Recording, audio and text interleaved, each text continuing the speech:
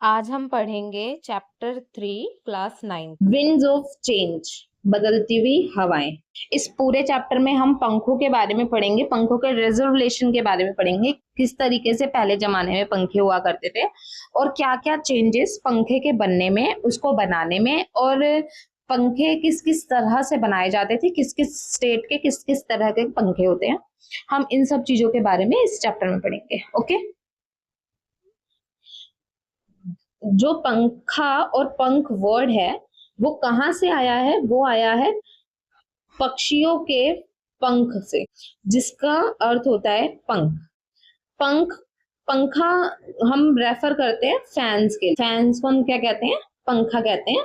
लेकिन पुराने जमाने में छोटे पंखों को कहा जाता था पंखी। जो नॉर्मल हमारे घरों में लगे होते हैं उनको कहते हैं पंखा, और जो हाथ से करने वाले पंखे होते थे एंशिएंट इंडिया में, उनको कहा जाता था पंखी। और अगर आपको पुराने जमाने के पंखी के बारे में जानना है तो तुम कहाँ से जान सकते हो? बुद्धिस्ट वॉल से इन पेंटिंग्स बनी हुई है अजंता में, उससे तुम पंखी के बारे में, इंडिया की पंखी के बारे में अच्छे से जानकारी निकाल सकते हो। और जो ये वॉल्स पे पेंटिंग बनी हुई है वो कब की बनी हुई है? 2nd सेंचुरी की, मतलब कि दूसरी सदी की जो है ये पेंटिंग्स बनी हुई हैं। और इन पंखीज को तुम और कहाँ कहाँ देख सकते हो? इन पंख को तुम और कहाँ कहाँ देख सकते हो? एम्ब्रॉयडरी वर्क पे, स्कल्पचर्स पे, मूर्तियों पे जो नकाशी होती है उन पे भी तुम इन पंखी और पंखों के बारे में, एंशिएंट पंखों के बारे में देख सकते हो। पुराने जमाने में पंखों का यूज मंदिरों में देवी देवताओं को पंखा करने के लिए होता था, और बड़े बड़े राजा महाराजाओं को पंखा करने के लिए पंखों का यूज होता था। पंखे जो हैं वो बहुत अलग अलग साइज में होते थे, कई तो 2-2 इंच के भी पंखे होते थे, और कई इतने बड़े बड़े पंखे होते थे कि एक जिंदा इंसान की फुल आर्म की स्ट्रेंथ लग जाए उस पंखे को हिलाने के लिए। आपने देखा ही होगा कि राजा महाराजाओं को कितने बड़े बड़े पंखे से पंखे किया जाता था, तो वही उसी की बात हो रही है कि 2 इंच के पंखे भी होते थे और बड़े से बड़े पंखे भी होते थे, जिसको हिलाने के लिए पूरे एक इंसान की पूरी जद्दोजहद लग जाती थी। अब जैसे जैसे टाइम बदलता गया वैसे वैसे पंखों का जो कल्चर है वो भी बदलता चला गया। ठीक है, अब पंखे जो थे वो ट्रेड्स रूट में भी आने लगे, मतलब बिजनेस वगैरह के काम में भी आने लगे। जो पंखे हुआ करते थे वो बहुत ज्यादा एग्जॉटिक, मतलब बहुत ज्यादा सुंदर और स्टाइलिश हुआ करते थे। लेकिन जो पंखे हैं, पूरे इंडिया में एक ही तरीके के पंखे ऐसा इस्तेमाल किए जाने लगे थे, लेकिन अलग अलग गांव में, अलग अलग टाउन्स में अलग अलग तरह के की वेराइटीज एंड ट्रेडिशनल पंखास जो हैं लोगों ने बनाने शुरू कर दिए। अब अलग हर जगह का लोग क्या कर रहा था?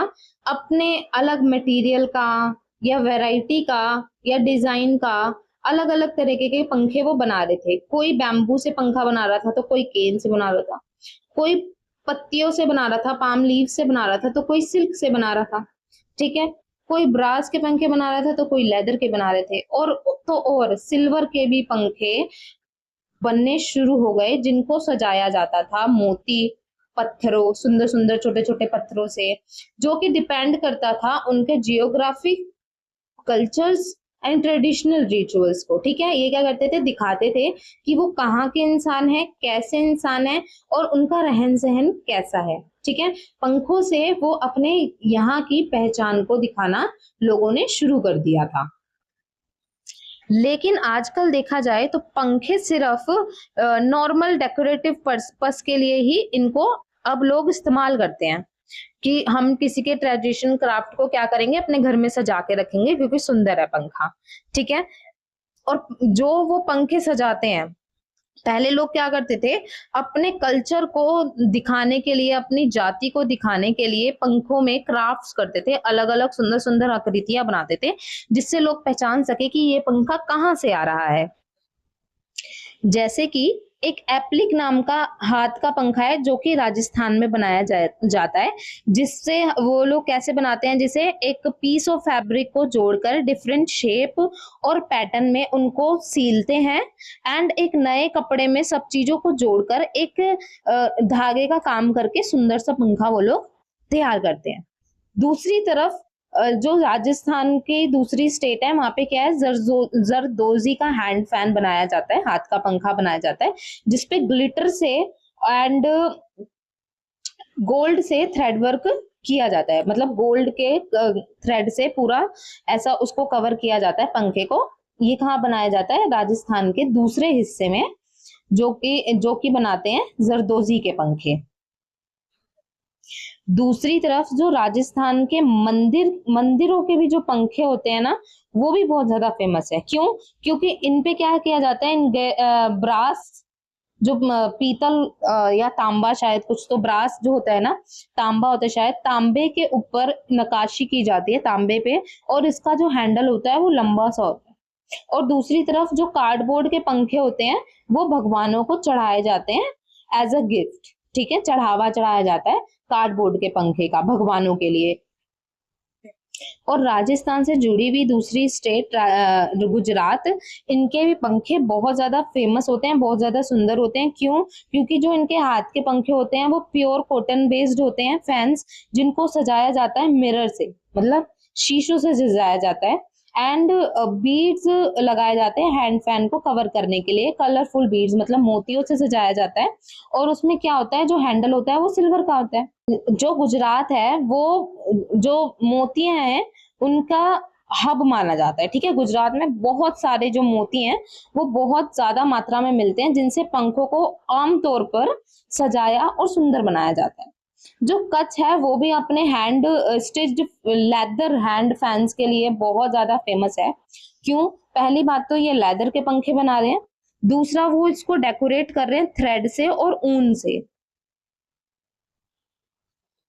एंड गुजरात इंडस्ट्री में जो होम बेस्ड महिलाएं हैं, मतलब घर से काम वाली जो महिलाएं हैं, उन्होंने एकदम टायरलेसली, मतलब बिना थके दिन रात एक करके जो हाथ वाले पंखे तैयार किए हैं और उनपे जो एम्ब्रॉयडरी करी है, शीशे की ट्रेडिशनल वर्क किया है शीशे का, और क्रॉस स्टिच एम्ब्रॉयडरी करी है, जो कि इनकी शेप्स और साइज को एकदम अलग बनाते हैं। ये देखिए गुजरात में कुछ इस तरीके के पंखे बनते हैं, दिखाए गए हैं। अब बंगाल में जो आर्टिस्ट हैं वो कैसे पंखे बनाते हैं, वो एकदम डेलिकेट, मतलब छुई मुई, मतलब हल्का सा पंखा बनाते हैं, जो कि मिल्क वाइट स्पॉन्जी सेंटर वाला पंखा होता है, मतलब सफेद कपड़े पे स्पॉन्जी सेंटर, बहुत गुदगुदा सेंटर वाला पंखा होता है, जिसको नॉर्मली क्या कहा जाता है, सोला। वहां पे पंखा नहीं कहा जाता है, उसको क्या कहा जाता है, सोला, जो कि बनता है पाम लीफ से, हैंड फैन बनता है। और लोकली उसको कैसे बोलते हैं, तार पातर पंखा, ठीक है। क्या बोलते हैं उसको, तार पातर पंखा। बंगाल के पंखे को बोलते हैं ताल पातर पंखा, ठीक है, जो कि पाम लीफ से बनाया जाता है।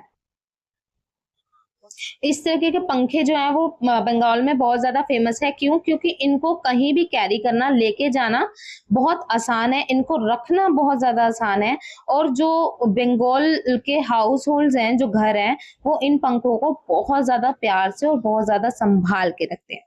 वहीं दूसरी स्टेट, इंडिया की दूसरी स्टेट उत्तर प्रदेश में जो पंखा है उनको पड़ कहा जाता है, पड़ कहा जाता है, ठीक है।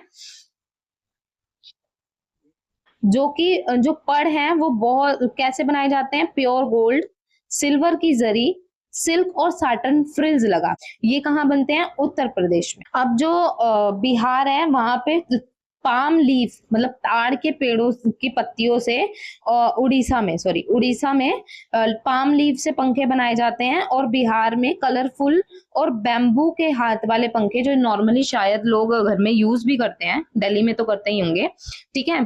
तो वो क्या है, ये बिहार के पंखे हैं, ठीक है, जो कि कलरफुल होते हैं और उनका हैंडल होता है बैम्बू से बना हुआ, ठीक है। सबसे ज्यादा ये अक्रॉस इंडिया में यही बहुत ज्यादा फेमस है पंखे, बिहार वाले। और जो ये बिहार के पंखे हैं यही सबसे ज्यादा, मतलब इंडिया में अच्छे तरीके से जाने जाते हैं और बहुत अपनी परंपरा को बहुत लंबे समय से चलाते हुए आ रहे हैं। अब कई जो जातियां हैं, जो कई ट्राइब्स हैं, उन्होंने भी अलग अलग तरीके के हैंड फैन बनाना शुरू किया और नए नए वर्जन्स हैंड फैन के निकाले, हाथ वाले पंखे के निकाले। कई लोगों ने निकाला घास और मेटल का पंखा, जिससे मेटल का पंखा होता था बैम्बू की स्टिक होती थी और घास से क्या किया जाता था, उसकी नक्काशी की जाती थी। लेकिन पुराने जमाने में क्या होता था, पुराने जमाने में क्या palm leaf, cane and silk के कपड़ों से और ब्रास में रिजर्व करके क्या करते थे, antique pieces of hand fan बनाए जाते थे। अब क्या है, ज्योमेट्रिकल पैटर्न आ गया है पंखों में, white ink red background combination ने सबसे ज्यादा ट्राइब जो जातियां हैं उनमें सबसे ज्यादा ब्यूटीफुली डिजाइन पंखा के बनाए। अब क्या हुआ, धीरे धीरे समय बदला, नई नई टेक्नोलॉजीज आई जिसके वजह से जो पंखे बनाने का क्रिएशन था, जो सुंदर सुंदर पंखे बनाने का कल्चर था, वो इंडिया में इंडियंस के बीच में क्या हुआ, धीरे धीरे एकदम ऐसे होने लगा, जिसकी वजह से लोगों ने सोचा कि हमारा अगर ये ट्रेडिशन खो गया तो हम क्या करेंगे। अब क्या हुआ है, ये जो पर्सनल यूज के लिए पंखे बनाए जाते थे हाथ से और अपने कल्चर को दिखाने के लिए जो पंखे बनाए जाते थे, अब उनका क्या हुआ, कमर्शलाइजेशन हो गया। मतलब कि वो एक तरीके का काम बन गया, बिजनेस बन गया लोगों का, जो कि लोगों को खाना देने के काम आने लगा, उनकी जिंदगी को अच्छा करने के काम आने लगा। एक तरीके से देखा जाए तो इंडियन आर्टिस्ट के लिए बात तो अच्छी थी, लेकिन क्या हुआ, इसकी धीरे धीरे डिमांड जो है वो बहुत ज्यादा बढ़ गई, पॉपुलैरिटी बहुत ज्यादा बढ़ गई, जिसकी वजह से लोगों ने इसकी फैक्ट्रीज डाल ली और पंखे के नए नए तरीके के बनने के जो चीजें थी जो लोग हाथ से बनाते थे, अब लोगों ने क्या किया, वो फैक्ट्रीज में बनना स्टार्ट हो गए।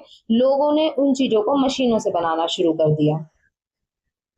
तो आखिरकार इन सब चीजों को कैसे रोका जाए, हमारे कल्चर को कैसे रोक के रखा जाए, तो इसमें ये बताया गया है कि अगर अपने कल्चर को आपने प्रिजर्व करके रखना है तो सबसे पहला स्टेप है कि हमें पंखा बनाने वाले लोगों और पंखा डे बनाना चाहिए। एक तरीके से पंखा बनाने वाले लोगों के लिए एक पंखा डे बनाना चाहिए और हमें पंखे को सेलिब्रेट करना चाहिए एंड अप्रिशिएट करना चाहिए कल्चर्स को, हमारी स्टोरीज को, आर्टिस्ट्री को एंड हैंडक्राफ्ट इनवोक्स को। ठीक है, हमें लोगों को अप्रिशिएट करना चाहिए जो पंखे बना रहे हैं, और हमारी जो स्टोरीज है हमें वो बतानी चाहिए अपने बच्चों को, किस तरीके से पंखे बनाए जाते थे, कैसे पंखों को एक कंट्री से, एक स्टेट से जाना जाता था। ये सारी चीजें क्या है, हमें अपने लोगों को बतानी चाहिए ताकि इसको और ज्यादा पॉपुलैरिटी पंखों को मिले और जो ये पंखा बनाने का कल्चर है वो इसी तरीके से कंटिन्यू चलता रहे।